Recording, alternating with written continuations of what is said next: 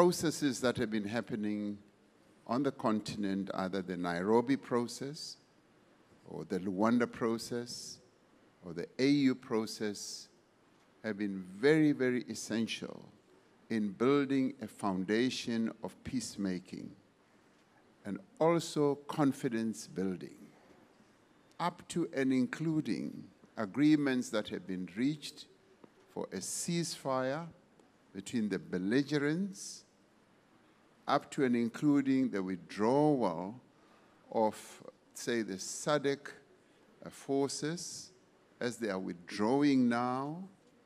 I mean, people may think that President Kagame and I are in conflict, and some of you may have thought that there's going to be fireworks as we're sitting close to each other. It is wonderful to see you agreeing and not contradicting each other. You're all thinking it.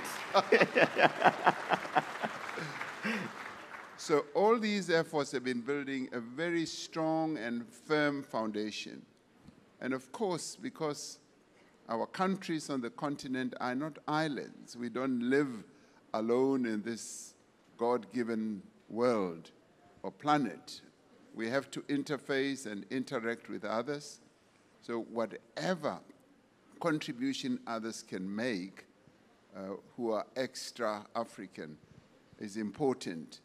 But in the end, we must also remember the principle that we have adopted as Africa, that African problems or African solutions for African problems.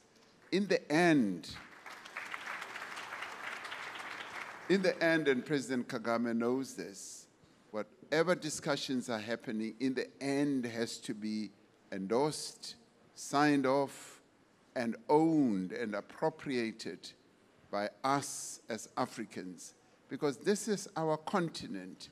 We are in charge of the future of this continent, and we must build peace ourselves because we live on this continent. And therefore, we have a deep responsibility to ensure that peace does indeed prevail. And what they are doing with Qatar, US, or whoever is part of the peace-building process.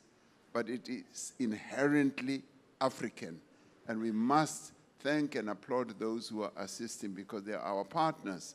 But we are the owners of the whole process ourselves as Africans.